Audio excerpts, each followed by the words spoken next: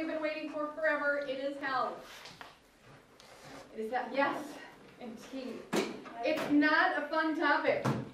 Churches, if you haven't noticed, avoid it. They didn't used to. 60, 80 years ago, they talked about it a lot. But now they tend to avoid it altogether. Jesus, however, brought it up a lot.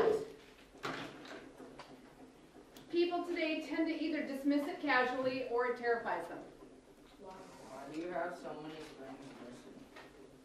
Probably because boys like to take pens apart and then forget to put all the pieces back together. Is that passive aggressiveness? Is that like passive aggressive? I'm not real good with defining that. Alright, because I don't know what it is. People are trying to tell me, but Wait, why do we avoid It's like when you're mad, but you act like you're not mad. Why do you avoid the topic so of like, hell? Because my springs? No, like Like, no, it's alright, it's alright. all right, And I'm going to ask Dustin to stop playing with pens. I'm missing a spring. Grab a Put different the one. pens down. I Put the need a pens spring. down. Put it down. I need a Put spring. it down. But I need a spring. Yes. You know what? If you need a spring, we will stay after class and search everywhere high and low for a spring for you. But for right now, I'm just gonna go with what you got. All right. Why does it terrify them? For different reasons. One is thinking people that you know won't be there. Another is thinking that you won't be there. Thinking of punishment forever and ever would be terrifying. Those are some reasons. I got that, but I'm saying, other than the fearful part, why do people just dismiss it casually? Why do they dismiss it casually? Because there's a tendency to think everybody I know is good enough to go there. You go back to that bell curve that we looked at last week and saying, well, most of the people I know are at least like this good, therefore they'll probably be in heaven and we'll all be okay. Probably. All right. So a quick poll. How many of you think that hell is a place of fire? Nah. Raise your hand. I was thinking of an open field with fire and then it's raining, but there's lightning that strikes and then it strikes you and you like die. Fascinating. Somebody in last year's class had something that was also in that area. It's kind of funny, but there's one each year. All right, so fire, Wait, okay. no, I was gonna say No, something else. question, Oh, wait, I okay. think it's just like a place that's like really, like everything is wet. It's wet. So Says like, the Boy like, Scout. Says, like- oh, there's nothing worse than being on a wet camp out all the time. but like you wake up and like always like that. like all your shoes are wet, your pants are wet, your shirt's wet, your sweatshirt's wet, your hat's wet, your hair's wet. Wait, is it hot or cold? No, like just whatever, Just like miserable wet. just like wet. Well, no, like. And then also the silverware. Feels good, The yeah. silverware is really long, and the food's like okay, so there's like a big barrier, and then you have to like grab the food with the long silverware. And you can't get it to you because Exactly, it's too long. You'd have but- to feed somebody else. And that's the thing. Yeah. Like you have to feed someone else, but then like you don't know if they're gonna feed I you. want to know where these images came from. One of them These came are from very art. One of them powerful. came from art class, and one of them came from experience. Okay. All right. How many of you would say that hell is only for really bad people? It's okay. You are allowed to raise your hand. Support Hannah. Good job, Hannah. Okay, 1, 2. All right. And how many of you think people might accidentally end up there? How do you ask? You can't accidentally end up there, God. Jesus, and he's perfect. You are so deep this last few weeks. It's just scaring me. Oh, It's like, whoa. sorry. It's not. You don't have to be sorry. It's a good thing. Oh. You should celebrate it. Like it's a bad thing. No, it's just takes me by surprise each time. All right. So we are. Yeah, it really doesn't. How did I get the really? And all of the chalk is tiny. Get it moist. Yeah, why couldn't you just use one chalk up and then. But get start the another? eraser moist. Because It's like half Stop, empty. stop. get down to the bottom and It doesn't work. And last Sounds like an awkward word. It feels like. Stop. have you tried throwing an empty box? Caleb, are It's you really gonna not do fun. it? All right. We are going to talk about Ford. Ford.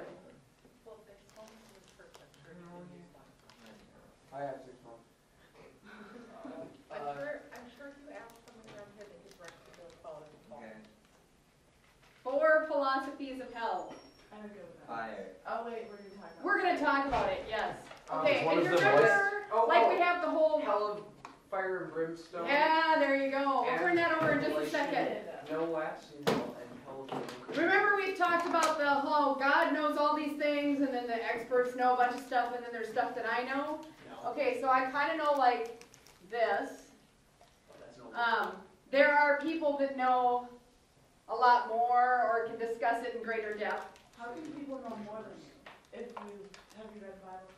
I have read the Bible. Okay, if you've read the Bible, they've read that. When you're talking philosophy, philosophy was not my major or my strong suit. So I'm getting to the point where I understand it, but it's hard for me sometimes to get the point across. You So, should just like calm down and be like, what's that? not the dead ones.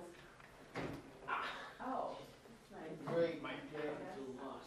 No. What am I supposed to respond to that? Sorry. I don't know. Wait. Actually, I'm really not good at calling people at all, so probably not the live ones either. All right, so you may flip over your page if you haven't already done it. We're going to talk about the four different philosophies of hell. People have talked about trying to figure out what exactly is on the other side. So we're going to take a look at what people come up with. The first one is the one that's like the traditional view of hell, and it is called fire and brimstone. Did I call it fire? Hellfire. Hellfire and brimstone. You used to get sermons that were called fire and brimstone sermons, and they would talk about.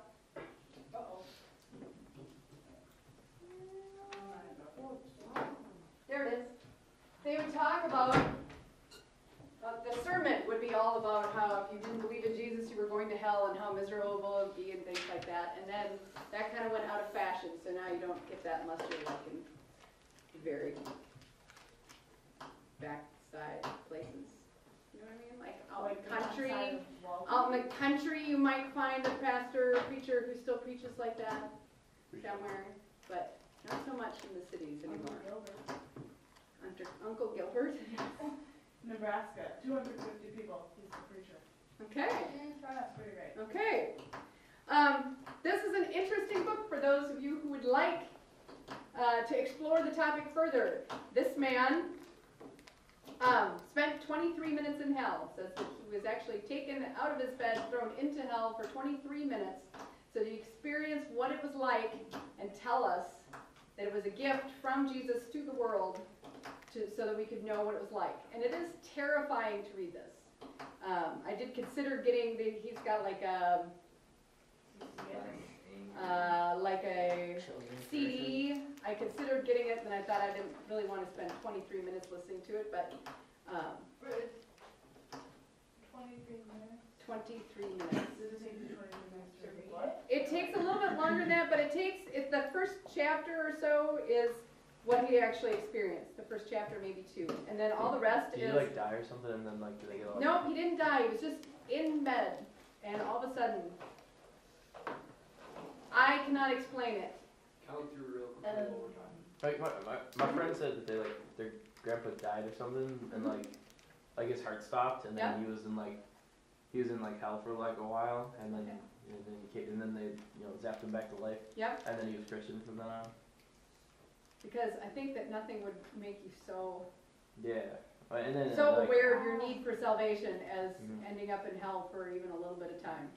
Yeah. Okay, Hannah has a question. Is he mentally stable? Yes, he's a pastor. Oh. Yeah. Wait, so if he's a pastor, why would he go to hell? Because Good enough to go to He hell. says it's because Jesus wanted him to be able to tell people what it is actually like. For instance, I have a friend who is very strong, and he figures he's had some. He would be on this side of the bell curve, The bad. and he figures that there's nothing he can do. He will end up in hell, but when he gets there, he will probably overpower the demons, and he and Satan will sit around having a good time. It's kind of how he said it to me. And this would convince you beyond a shadow of a doubt that that would not be possible. So he's saying that he'd be friends with Satan? I think he's thinking he could hold his own. Isn't that your spirit, not your actual body, though? Yeah. So But there's a certain amount of physical suffering, I think, that goes with it. So they torture you? That was my question. Do they torture you? Yeah, this gives the impression that it's like torture, that the demons are like torturing you. Yes. Here. Oh. Would you like to be the first one? Oh, Don't so, read it during class, though. Okay. What if it's just like you're dead, but you're still there, so you're just like bored out of your mind, and you can't commit suicide because you're already dead. Because you're already dead. And like you just like you can only it's like you can only think, but you can't actually do anything. That is actually somebody's postulation of the worst possible hell, because you would never be able to wake yourself up or kill yourself off or anything. You would just be aware of not being able to do anything. And so the first one, tiny little pieces of chalk.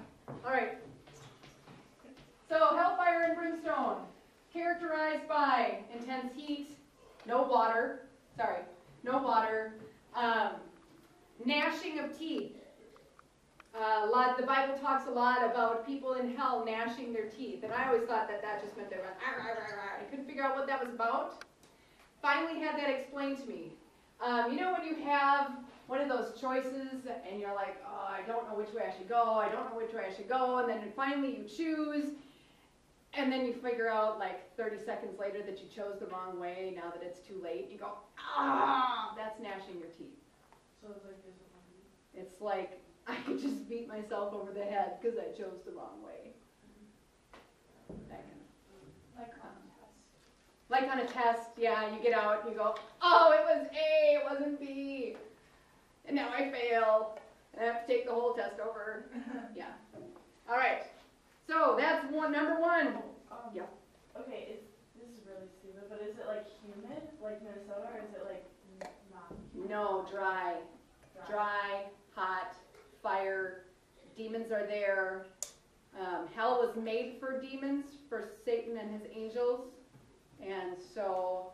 Are they still called angels? Or like his angels? His angels would be demons. Okay. So they are condemned there. It's not made for us, but we can be there and they can just, totally pick on us because they have more strength than we do.